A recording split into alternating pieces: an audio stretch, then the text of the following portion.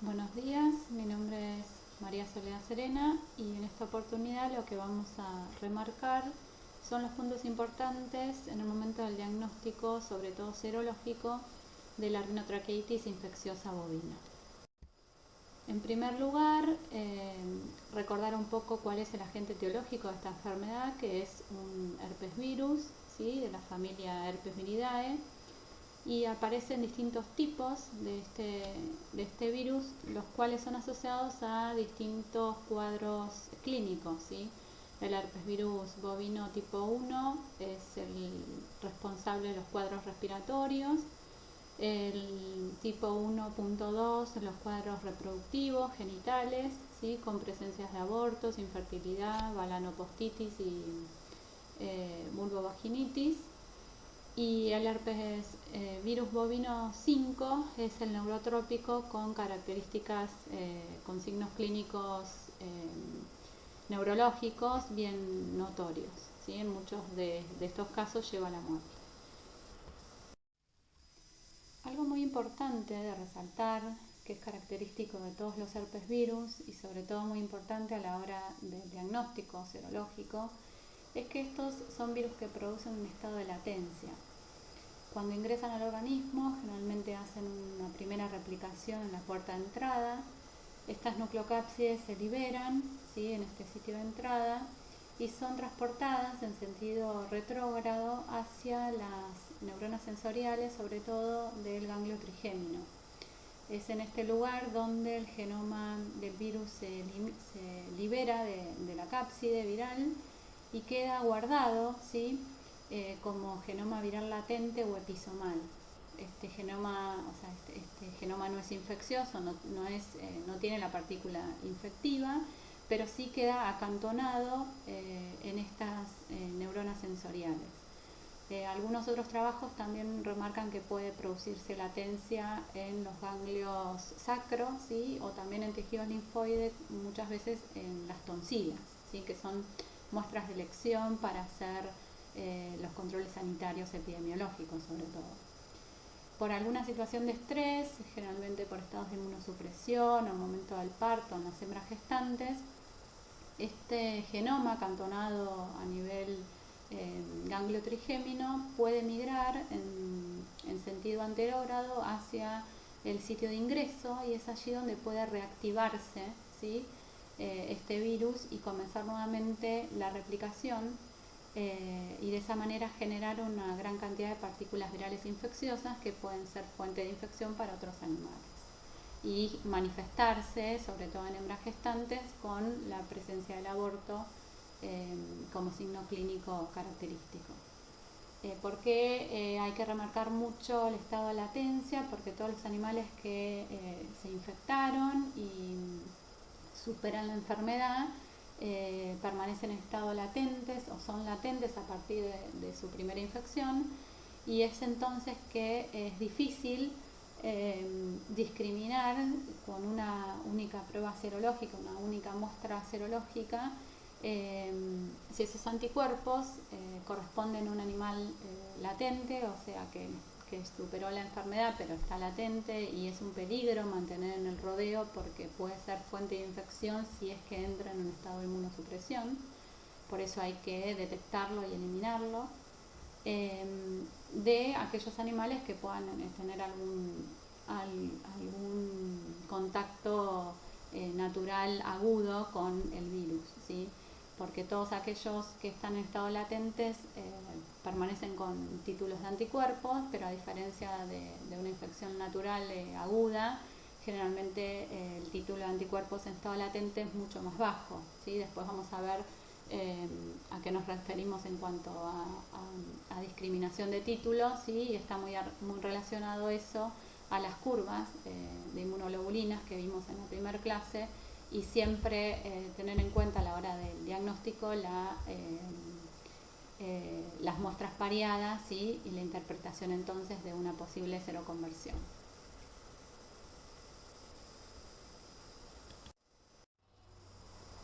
Con respecto a las vacunas que se utilizan para esta enfermedad, Ustedes tienen una descripción bien realizada por el doctor Travería. Solamente en esta oportunidad remarcar que las que utilizamos en nuestro país son las vacunas convencionales de tipo inactivada.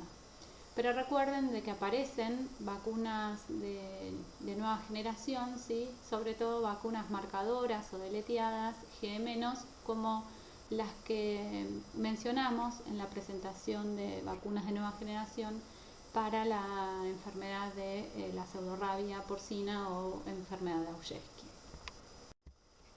En el caso del diagnóstico serológico para el herpesvirus bovino, es importante tener en cuenta de cuál es el objetivo, ¿sí? Si estamos hablando solamente de un control sanitario para saber el estatus sanitario del rodeo, ¿sí? O si estamos hablando de un cuadro clínico. Normalmente cuando hacemos un control sanitario se utilizan las pruebas de ELISA, después vamos a ver cuáles son las disponibles en nuestro país, y también combinadas con la prueba de seroneutralización.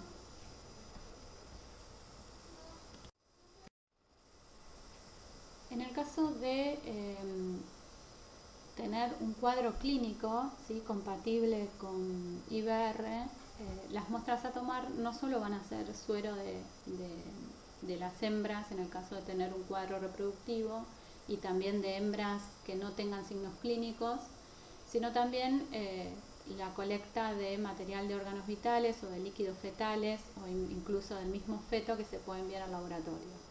Como también si solamente tenemos un cuadro respiratorio, las muestras ideales, además del suero de los animales con signología, sería tomar hisopados nasales, en lo ideal con un tiempo anterior a los 7 días de haber comenzado los signos.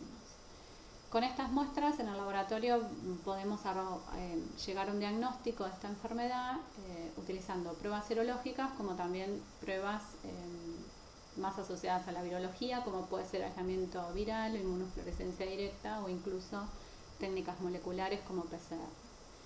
Pero en este caso lo importante es también tener en cuenta que arrojar un diagnóstico con cuadro clínico solamente con un resultado de una ELISA no estaríamos del todo certeros que así fuera, ¿no? Porque como dijimos, la mayoría de los animales están vacunados con vacunas inactivadas, por lo tanto vamos a tener anticuerpos circulando, ¿sí? Y además, algo que obviamente ha comentado seguramente el doctor Travería en su presentación, es una enfermedad prácticamente endémica en nuestro país y la mayoría de los rodeos son positivos al virus, ¿sí? Entonces, solamente con un resultado de ELISA no nos indicaría o tendríamos que siempre hacer una prueba de seroneutralización para poder entonces dilucidar si este cuadro clínico realmente es por IBR o por cualquier otro agente compatible. ¿Por qué les había mencionado yo anteriormente y pongo en discusión un poco la utilización del ELISA como única técnica de diagnóstico, sobre todo cuando hay un cuadro clínico, ¿sí? Distinto es cuando nosotros queremos hacer un control sanitario? Por lo que mencionamos en la primera clase que tiene que ver con las curvas, ¿sí?, de inmunoglobulinas, y esto tiene mucho que ver relacionado a que en esta enfermedad nosotros estamos usando, además de que los animales son prácticamente naturalmente todos positivos porque es una enfermedad endémica en nuestro país, además sumamos a que se utilizan de rutinas vacunas, o sea, son animales vacunados, por lo tanto esta curva de anticuerpos va a estar, ¿sí? Entonces es muy importante tener en cuenta la posibilidad siempre de hacer muestras pareadas, recuerden, con intervalos de 15 a 21 días para poder discriminar y tener alguna curva similar a como aparece entre la muestra 3 y la muestra 5 o la muestra 3 y la muestra 6, ¿sí? Siempre considerando de que si estamos hablando de vacuna, ¿sí?, las vacunas van a dar una curva menor a una infección natural. Por lo tanto, de esta manera podríamos dilucidar si el cuadro clínico es realmente por IBR o por otro patógeno, ¿sí? También acá yo les menciono las vacunas deleteadas, la posibilidad de poder utilizar, como dijimos, que existen en el mercado, pero en nuestro país no se utilizan, una vacuna marcada, ¿sí?, dejaría un poco la necesidad de hacer muestras pareadas y esta comparación, ¿sí? Solamente si tuviéramos la posibilidad de poder utilizar una vacuna deleteada para esta enfermedad combinada con una prueba de ELISA que detecte anticuerpos contra la proteína deleteada de la vacuna, sería muy fácil poder discriminar esos animales infectados naturalmente de los animales vacunados. En cuanto a los ELISAs disponibles en el mercado para el diagnóstico, tenemos los ELISAs de competencia, de bloqueo, que son los que normalmente se utilizan combinados con una vacuna deleteada, ¿sí? Recuerden que en la placa de los pocillos vamos a encontrar un antígeno que contiene la glicoproteína E del virus, generalmente un antígeno inactivado, por supuesto. Entonces, y el anticuerpo de detección es un anticuerpo monoclonal anti, en este caso, glicoproteína E, ¿sí? También podemos tener un anti-glicoproteína B, ¿sí? Son las otras variantes. Entonces, ¿cómo se interpreta el resultado? Que si un animal es positivo, ¿sí? A herpesvirus bovino, los anticuerpos se van a pegar al antígeno fijado en la placa, y el anticuerpo de detección, que es un anti-GE, también se va a pegar, ¿sí? Pero obviamente va a tener menos espacios libres porque está ocupado por los anticuerpos propios de la muestra problema. En cambio, si el animal fuera negativo, todos los espacios están libres, solamente se pega el anticuerpo monoclonal, que es el de detección, y es por eso que la visualización de color indica de que el animal es negativo, ¿sí? O vacunado, porque no va a tener anticuerpos contra GE, y la ausencia de color implica que el animal es positivo, ¿sí? Otro de los kits diagnósticos que se utilizan, que generalmente lo que vamos a hacer referencia es por qué utilizar uno y otro, ¿no? Es kit diagnósticos de ELISA de tipo indirecto convencionales, ¿sí? donde tenemos la partícula viral completa pegada en la placa, ¿sí? Como pueden ser este que es de una marca y en este caso es de otra marca, ¿sí? La diferencia es que acá solamente yo les pongo cómo se interpretan los resultados, donde se hace una cuenta siempre en relación al valor de densidad óptica de los controles, ¿sí? Que se colocan en la placa, siempre un control positivo y un control negativo, y en base a esta cuenta estadística, ¿sí? Nos va a dar un resultado de negativo, sospechoso o positivo. Con respecto a la interpretación de una prueba de seroneutralización, recuerden que en este caso siempre combinamos una suspensión viral conocida que tenemos en el laboratorio con la muestra problema, que es el suero a testear, y luego de un tiempo de incubación para que se produzca la unión antígeno-anticuerpo, se le agrega el sustrato, que son las células susceptibles al virus. Al finalizar unas 48-72 horas de incubación, ¿sí? Nosotros vamos a observar la presencia de efecto citopático, en este caso de herpesvirus, que es característico de la presencia de lisis y formación de sincicios, que en ese caso, si aparece efecto citopático, implica de que la muestra es negativa, o sea, no tiene anticuerpos que estén neutralizando el virus, y es por eso que ingresa y produce el efecto característico. A diferencia que si no observamos efecto citopático, implica de que la muestra es positiva, ya que tiene anticuerpos que neutralizan y las células se encuentran intactas. A su vez, en esta técnica nosotros normalmente hacemos diluciones de los sueros a testear, diluciones finales, a lo cual llamamos, ¿sí? De lo cual, si la muestra es positiva, va a ir perdiendo cantidad de anticuerpos, y se acuerdan que definíamos lo que es el título neutralización, que es la máxima dilución del suero, que es donde observamos, ¿sí? El efecto citopático. Por lo tanto, si vemos el ejemplo, en este caso, se considera que la muestra es positiva hasta una dilución 1:8. En este trabajo lo que se hizo fue la comparación entre pruebas de ELISA blocking, ¿sí? Contra GB, de un ELISA indirecto con la partícula completa, comparando entonces los resultados de estos kits de ELISA con la neutralización viral, que es la prueba de oro, ¿sí? Entonces se tomaron 4 grupos animales, los cuales el A, el B y el C fueron vacunados con 3 vacunas diferentes, todas inactivadas, y el grupo D fue el grupo de animales control no vacunados. Lo que se ven en los gráficos es que los 3 grupos de animales vacunados dieron positivas a las 3 pruebas, tanto para el ELISA indirecto con la partícula completa, como para el blocking, como obviamente para la neutralización. Esta es la línea negra, es el punto de corte de las pruebas diagnósticas. Y obviamente por debajo vemos los animales controles o no vacunados. Eso por un lado. Luego lo que hicieron fue correlacionar los resultados con la prueba de oro, que es la prueba de cero neutralización, y observaron que la prueba de ELISA que utiliza la partícula completa era la que daba un valor de más alta correlación, ¿sí? Y una curva casi recta con respecto a la neutralización viral.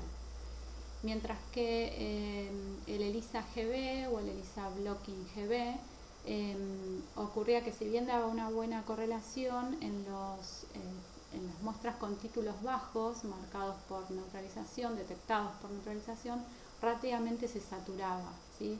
Entonces llegaron a la conclusión que el ELISA utilizando la partícula completa, ¿sí? Es mejor para cuantificar niveles de anticuerpos, para poder hacer un título final si es que se desea, ¿sí?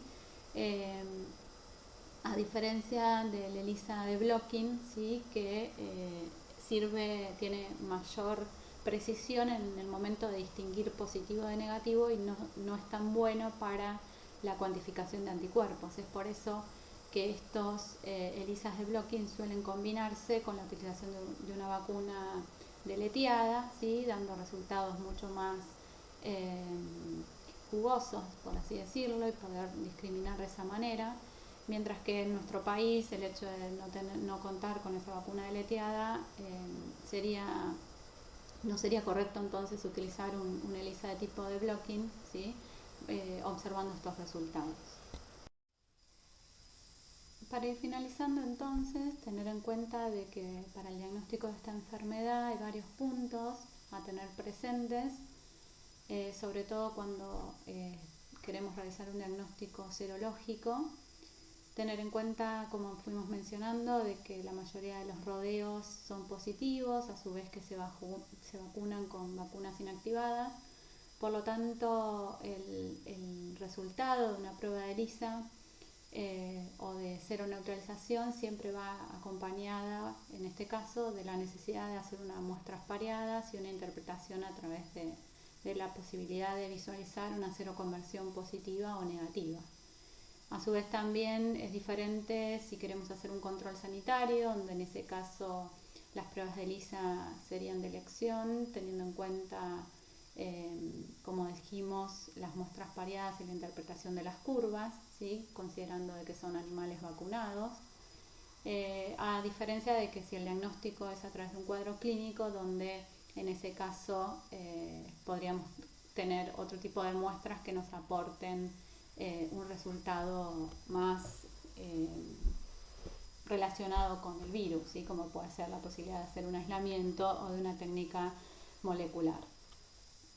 A su vez, remarcar lo que mencionamos al comienzo, de que como es un virus que produce latencia y normalmente queda guardado, ¿sí? en el ganglio trigémino, de todas maneras esos animales que han tenido contacto y que superaron la enfermedad y que son latentes dan respuesta a anticuerpos, por lo tanto en las pruebas serológicas van a ser positivos y no podemos diferenciarlo con una sola prueba o con una sola muestra, ¿sí? Si ese animal es latente, vacunado o está cursando con la enfermedad. Por eso remarco la importancia a la hora del diagnóstico de la muestra pareada y la interpretación de las curvas como estuvimos hablando en la primera clase.